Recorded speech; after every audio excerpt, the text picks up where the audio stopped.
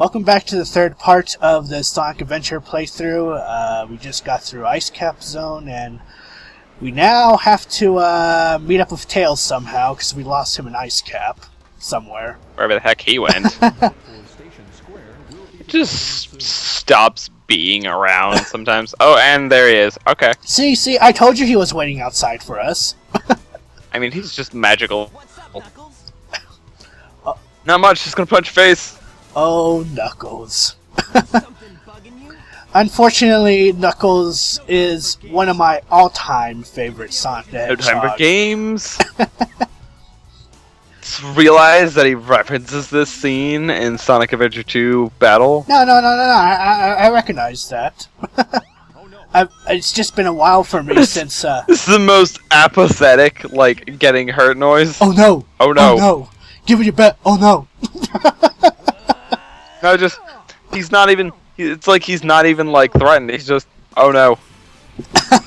Oh no, I've been wounded. Oh no. I still have to say that the boss battle between Sonic and Knuckles and Sonic the Hedgehog 3 was a lot better than here in Sonic Adventure demonstrated. Yeah. You don't say. Herp.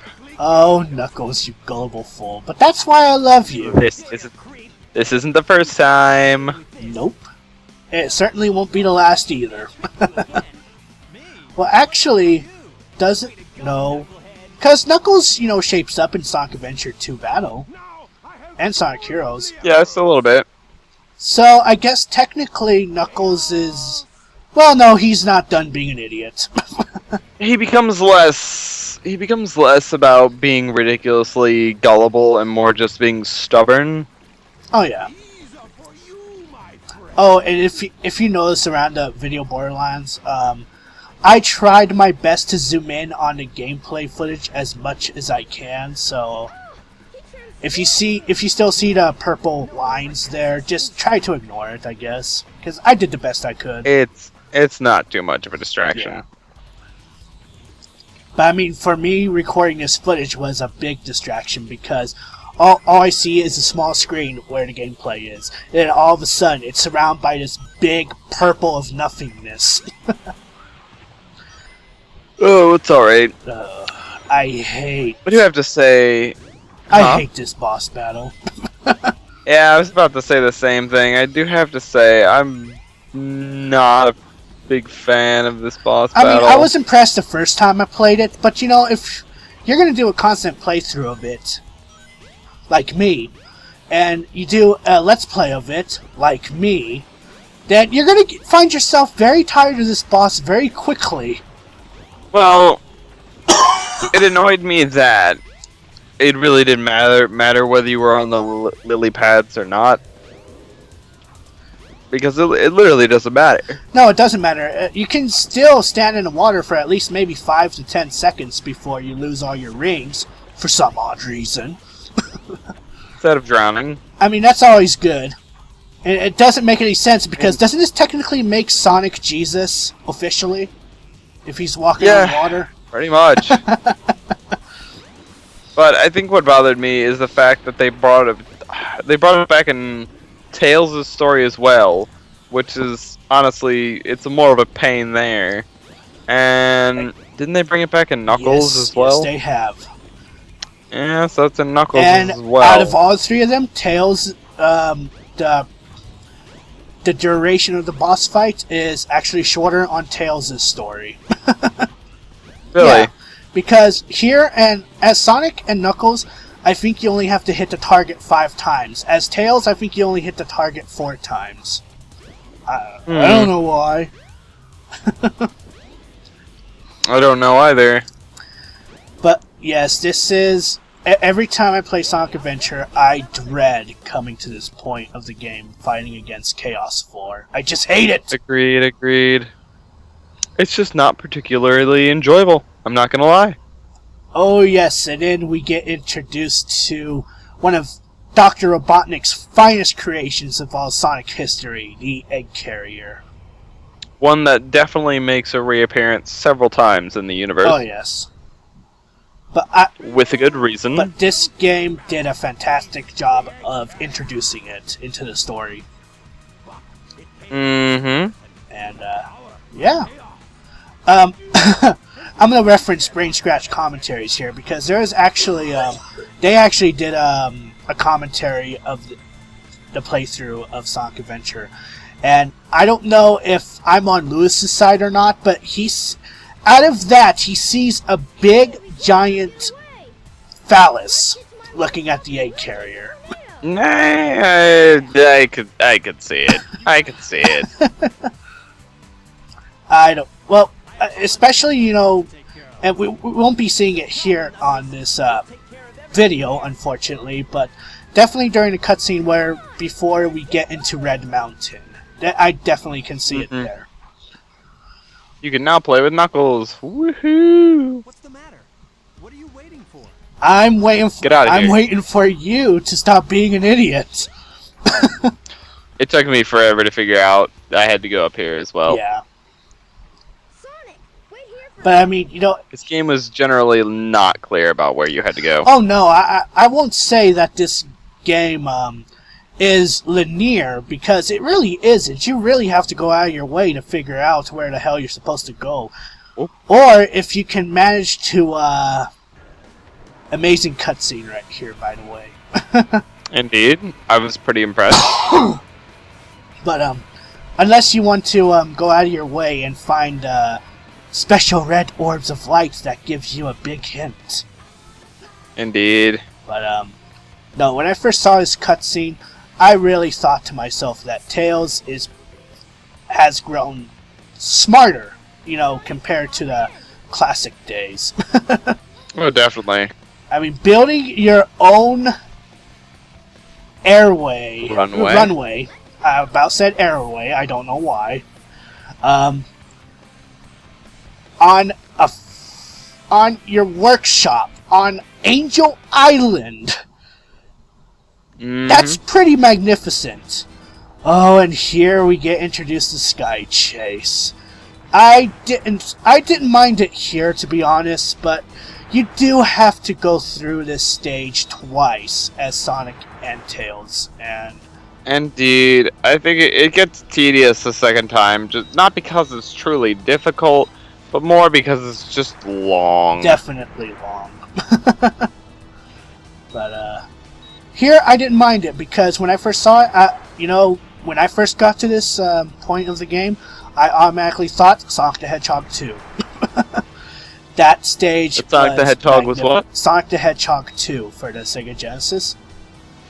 Pretty much. It's just, I mean, Sky Chase Zone and Wing Fortress Zone, and oh my, you know, when I first played this, I was flabbergasted, I was a bit thrown off, but you know, it does make sense that if you're riding an airplane, it would make sense for Tails to use offense against Dr. Robotnik's defense of the egg carrier. One moment. Okay. I guess I will go on ahead and say that I will not be because you have to go through. Sorry about that. No, you're fine. As I was about to say, you know, when I go through this level again as Tails, I will be speeding the video up so we don't have to sit through and talk during this cutscene. So we'll be okay. Oh, that's fine. I'm not upset about that at all. All right. Great. Because I had this splendid idea of editing it, and I was really excited to show you what I've come up with up to this point when it came to Tails' playthrough.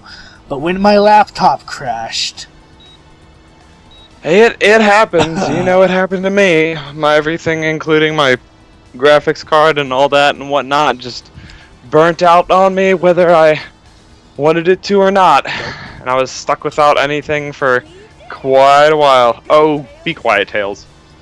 Of course you did it. Of course, this made me laugh the first time, because it's like, how could... I mean, I know they wouldn't expect it the first time, but when they get hit by it, it sounds like they're excited that they're being hit. It's like, we're hit! Yeah! Woohoo! Awesome!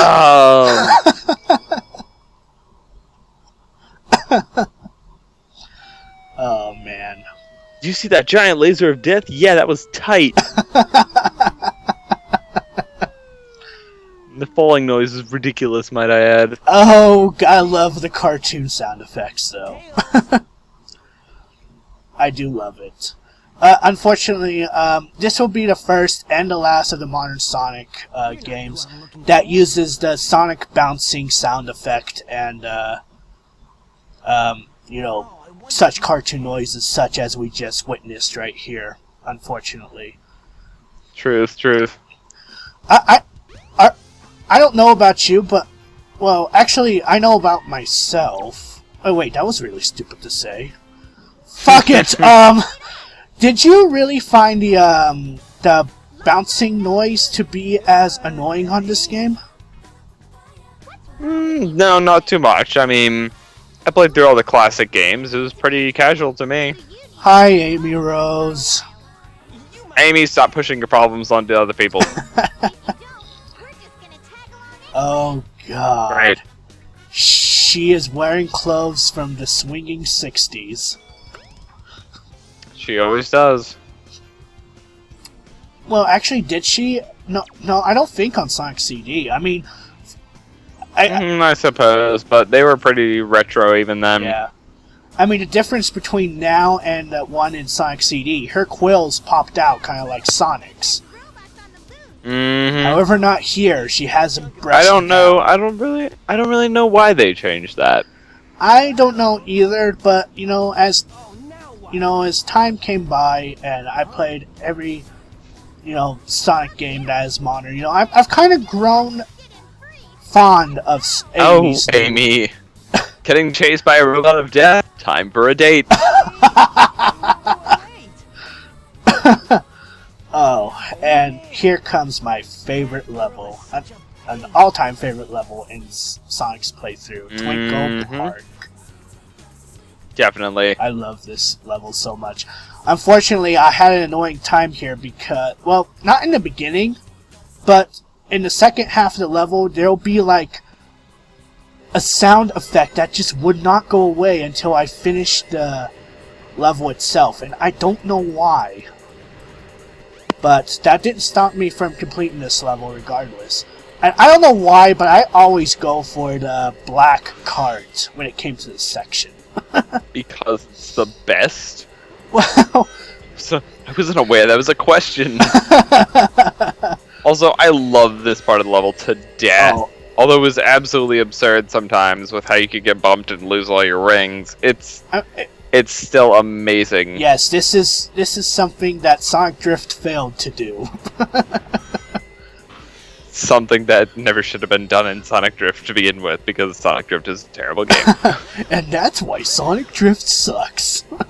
Exactly.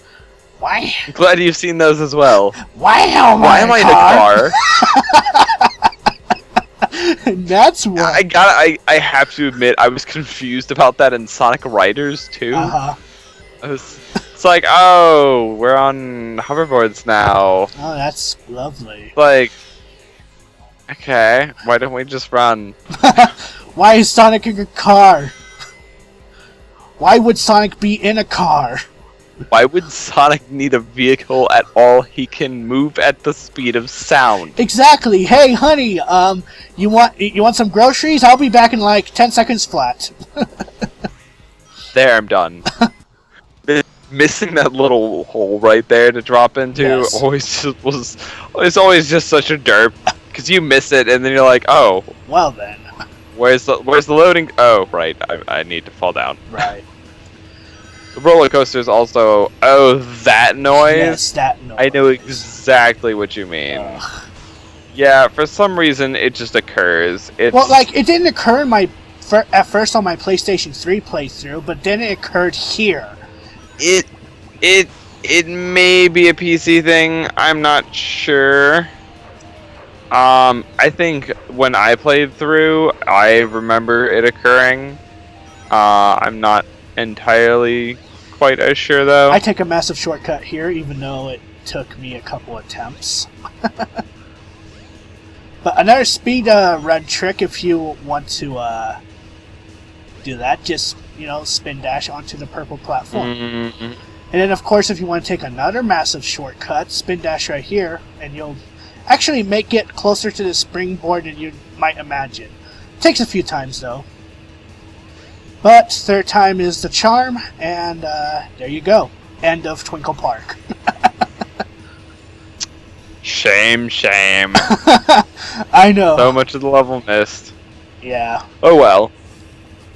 It is quite a long level anyway. Yeah. Yeah, I do recall the sound sticking for at least a good half of the level when I played through it on PC. I don't know what the deal is. I really don't understand it. But that's the end of part 3, and we will see you all in part 4. So until then, see ya. Indeed. Take care.